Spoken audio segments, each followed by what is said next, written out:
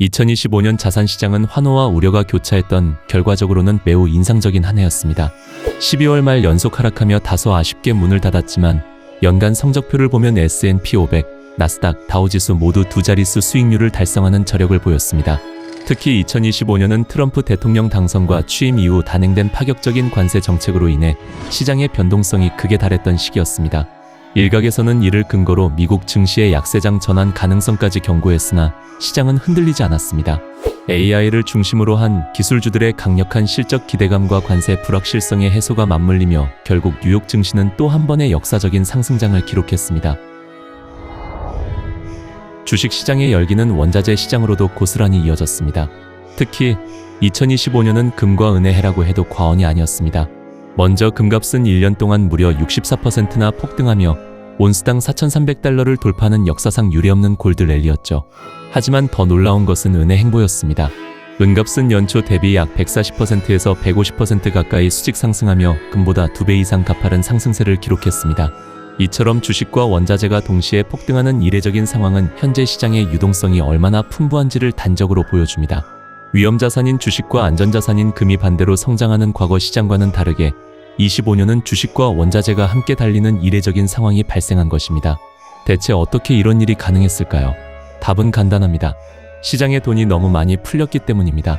미 연준이 금리를 내리고 시중에 돈을 빨아들이던 양적 긴축까지 끝내자 시장에는 주체할 수 없을 만큼의 현금이 쏟아져 나왔습니다. 이 돈들이 가장 먼저 향한 곳은 금이었습니다. 중앙은행들이 금을 쓸어 담고 달러 가치가 바닥을 치면서 금값은 통제 불능 수준으로 치솟았죠. 그런데 돈이 워낙 많다 보니 금만 산 게 아니었습니다. AI 혁명과 역대급 기업 실적에 올라타려는 자금들이 증시로도 미친 듯이 유입된 겁니다. 결국 돈이 넘쳐나서 안전자산도 사고 위험자산도 다 사버리는 기막힌 상황이 연출된 것입니다. 모든 자산이 축제를 벌인 2025년의 실체는 바로 이 유동성 파티였습니다. 하지만 이 유동성 파티에서 유독 찬밥 신세였던 자산이 있습니다. 바로 비트코인입니다. 2025년 비트코인은 무려 5% 하락하며 역사상 처음으로 연간 마이너스라는 성적표를 받아들었습니다. 불과 10월만 해도 12만 6천 달러, 즉 역사상 최고가를 돌파하며 환호했지만 트럼프 대통령의 중국 관세 100% 폭탄 선언 한 번에 시장은 차갑게 식어버렸습니다. 비트코인은 여전히 위기가 오면 가장 먼저 팔아치우는 가장 위험한 자산 취급을 받은 것이죠. 증시가 흔들리니 하락 압력은 커지고 신규 자금 유입은 뚝 끊겼습니다.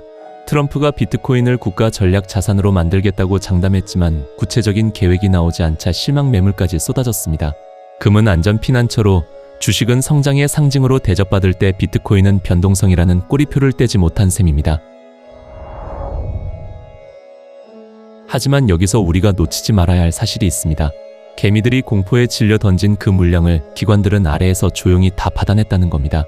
2026년 트럼프 행정부의 크립토 정책이 실제로 가동되기 시작한다면 이 억눌린 가격은 어떻게 될까요? 위기 속에 숨겨진 기관들의 설계를 우리는 읽어야 합니다. 세계 최대의 자산운용사 블랙록의 비트코인 현물 ETF IBIT는 오히려 몸집을 키웠습니다. 연간 250억 달러, 약 35조 원이라는 경이로운 순유입을 기록하며 비트코인 보유량 80만 개를 돌파한 것이죠. 이는 전체 공급량의 3.8%를 블랙록이라는 단 하나의 거대한 금고에 잠가버렸다는 뜻입니다. 개인들이 공포에 질려 시장을 떠날 때 블랙록과 피델리티 같은 거대 자본은 이 물량을 흡수한 것이죠.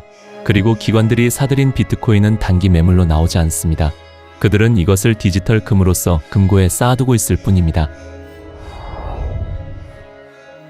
그리고 미 SEC는 2026년 1월부터 가상자산 혁신 면제 조치를 시행하는데요. 그동안 수조 달러를 움직이는 거대 자본들이 시장 진입을 망설였던 근본적인 이유인 불확실성을 제거했습니다. 이제 이 조치를 통해 마련된 법적 보호 구역 안에서 미국 금융기관들은 소송 리스크에 대한 부담 없이 비트코인 관련 상품을 당당히 출시할 수 있게 되었습니다. 이는 곧 시장의 하락을 방어하는 가장 단단한 제도적 방어선이 되었습니다.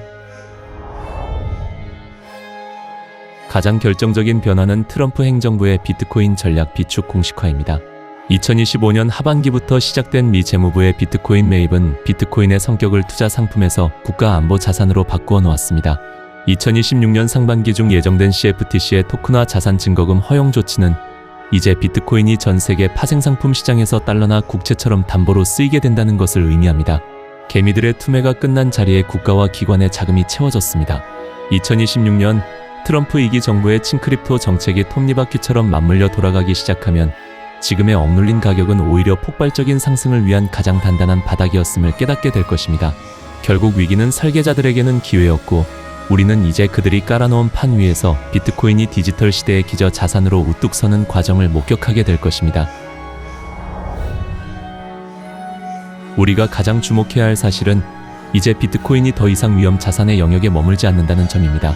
2025년의 거센 풍파를 견뎌내고 국가 비축 자산과 기관의 포트폴리오 핵심으로 자리 잡은 비트코인은 이제 디지털 시대의 금이라는 안전자산으로서의 지위를 확고히 굳혔습니다. 하지만 여기서 우리는 한 가지 냉혹한 현실을 직시해야 합니다. 현재 블랙록과 같은 기관들이 물량을 블랙홀처럼 빨아들이는 것은 단순히 투자를 넘어서는 행위입니다. 그들은 시장의 유통 물량을 실을 말리고 있습니다. 기관과 국가가 비트코인을 전략적 비축의 관점으로 접근하기 시작하면 시장에 나오는 매물은 급격히 줄어들 것입니다. 결국 시간이 흐를수록 비트코인은 가격의 높고 낮음을 떠나 개인이 시장에서 확보하고 싶어도 유동성 자체가 부족해 살 수 없는 희귀 자산이 될 가능성이 큽니다. 과거 강남의 땅이나 금광을 선점했던 이들이 불을 대물림했듯 지금 비트코인을 확보하는 것은 미래 디지털 금융의 영토를 선점하는 것과 같습니다. 지금의 하락은 개미들을 떨어뜨리기 위한 거대한 흔들기일 뿐입니다.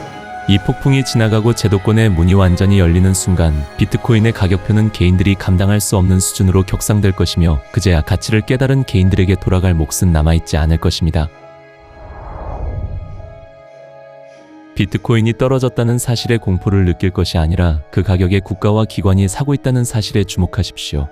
비트코인은 이제 변동성을 먹고 자라는 안전자산입니다. 훗날 우리가 2026년을 되돌아볼 때 가장 후회하게 될 일은 비트코인이 비쌌을 때가 아니라 개인에게 마지막으로 기회가 주어졌던 그 시기에 비트코인을 외면했을 때가 될 것입니다. 기관의 금고가 완전히 잠기기 전 지금이 바로 여러분의 자산을 디지털 안전자산으로 대피시킬 마지막 골든타임일지 모릅니다. 위기일수록 가격이 아닌 가치에 집중해야 합니다. 여러분의 선택은 어떤가요? 부족한 영상 시청해주셔서 감사합니다.